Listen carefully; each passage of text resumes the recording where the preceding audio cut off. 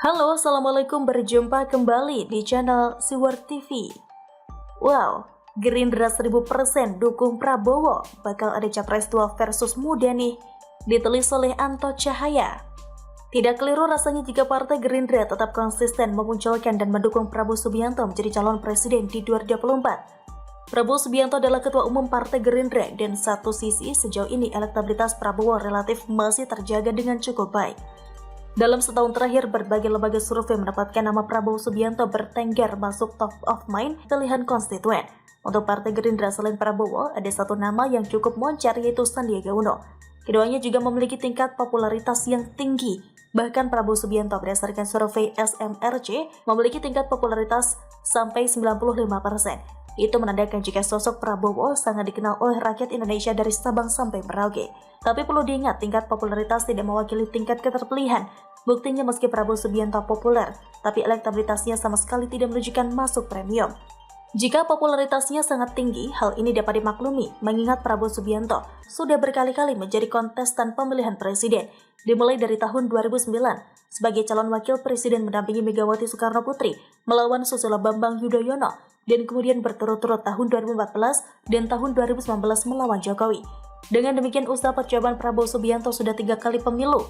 Jika tahun 2024 yang bersangkutan kembali maju, maka ini usaha yang keempat kalinya. Lantas bagaimana kira-kira kans Prabowo Subianto di pemilihan presiden 2024 yang dinaungi nuansa Satria Wira dalam mitologi Jawa ini? Semua dari kita sudah barang tentu bebas memberikan opini dan memberikan asumsi majunya Prabowo Subianto yang secara tersurat maupun tersirat sudah disampaikan oleh para elit Gerindra tersebut. Sekarang sedikit kita berpikir dengan logika. Perhelatan pemilihan presiden 2024 jika dihitung mundur dan sesuai jadwal, maka ketemu angka kurang lebih 3 tahun lagi. Akan tetapi Partai Gerindra secara terang benderang telah memberikan sinyal majunya Prabowo Subianto sebagai calon presiden. Maka dengan demikian Partai Gerindra seperti memberi isyarat kepada partai lain yang ingin berkoalisi untuk tidak coba-coba membuat sosok lain sebagai capres. Maka dengan kata lain, partai koalisi cukup sodorkan nama untuk menjadi calon wakil presiden, dan nampaknya itu sudah harga net, tidak bisa ditawar lagi. Jika demikian, apakah drama pada tahun 2019 yang telah lalu akan terulang kembali ketika di detik-detik akhir Prabowo saat itu kemudian menggandeng Sandiaga Uno? Mengingat secara elektabilitas Sandiaga Uno juga tidak jelek-jelek amat. Maka dengan demikian, Sandiaga Uno dipandang sebagai magnet untuk menggandeng kelompok milenial dan Gen Z yang pada tahun 2024 diperkirakan kuasai suara pemilih hingga 60%. Sebab kelompok generasi tersebut dinilai potensial menjadi basis elektoral. Dan jika hal tersebut kembali terjadi, maka sangat kecil kans Prabowo Subianto memenangi pertarungan. Percobaan keempatnya bakal gagal total, pasalnya tidak menutup kemungkinan akan ada polarisasi tua versus muda. Sebab biasanya yang condong dilihat capres bukan cawapres. Ini jelas sebuah stigma yang dapat menghantam Prabowo Subianto yang sudah berusia 73 tahun. Sedikit flashback pada tahun 2015, komposisi di atas terbukti secara nasional suara Gerindra sama sekali tidak signifikan, kendati nomor 2 di bawah PDIP. Saat itu, suara nasional Gerindra, suara sah 17.594.839 suara dengan persentase 12,57%. Sedangkan PDIP suara sah 27.053.961 dengan persentase 19,33%. Terdapat selisih suara nasional 9.459.122 suara. Bisa diperhatikan sosok Jokowi begitu kuat. Selain Gerindra, tentu ada PDIP yang besar kemungkinan akan memunculkan nama calon presiden sendiri. Meskipun ada suara sumbang selama ini dari elit partai yang memberikan sinyal merapat ke Gerindra dengan sodorkan puan atau teh botol sosro. Apa iya PDIP mengorbankan seluruh kader partai di daerah dan misal saja lebih memilih mementingkan orang-orang seperti Bambang Pacul Wuryanto DKK demi ambisi pribadi mereka raih kepentingan? Dengan pertimbangan suara selisih yang besar antara PDIP dan Gerindra di tahun 2019, sangat kecil kemungkinan PDIP menjadi abdi dalam Gerindra dengan cukup menyodorkan calon wakil presiden. Dengan tidak bergabungnya ke Gerindra, maka PDIP kembali berhadap-hadapan secara jantan seperti tahun 2014 dan 2019. Lalu siapa kira-kira dari PDIP yang mampu melawan tingkat elektabilitas Prabowo Subianto? Untuk di PDIP tidak ada sosok lain selain Ganjar Pranowo. Jika PDIP memaksakan Puan Maharani bertarung, saya yakin banyak partai yang tidak mau berkoalisi dengan PDIP. Pasalnya, partai koalisi bakal berhitung biaya-biaya selama kampanye berlangsung, dan yang luput juga tidak kalah penting, jika kalah bisa compang-camping kondisi psikologis kader partainya. Dan tentu akan berbeda jika PDIP memunculkan sosok dengan elektabilitas dan tingkat keterpilihan yang bagus.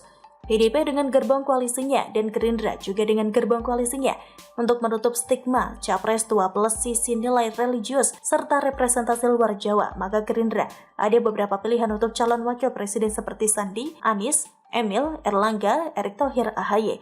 Dan pada akhirnya jika memang benar Prabowo Subianto maju sebagai calon presiden 2024, selain arah tembakannya jejak rekam yang bersangkutan, maka selain kata bosan stigma tua versus muda akan dijadikan tagline yang kira-kira sangat menarik, yang kiranya sangat menarik dan bakal menggema seantero negeri. Bagaimana menurut Anda? Demikian salam. Silahkan tulis komen Anda di kolom komentar. Jangan lupa untuk like, subscribe, dan share. Siwar TV pamit, sampai jumpa. Wassalamualaikum warahmatullahi wabarakatuh.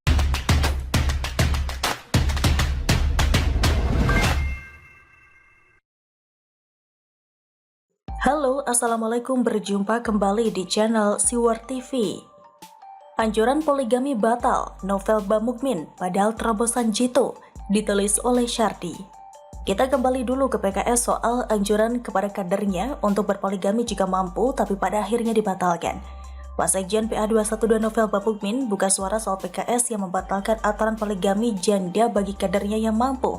Secara terang-terangan novel Bamukmin menyayangkan keputusan PKS yang tidak jadi menerapkan aturan tersebut. Novel Bamukmin bahkan mengatakan bahwa sebenarnya aturan mempoligami janda tersebut merupakan terobosan jitu.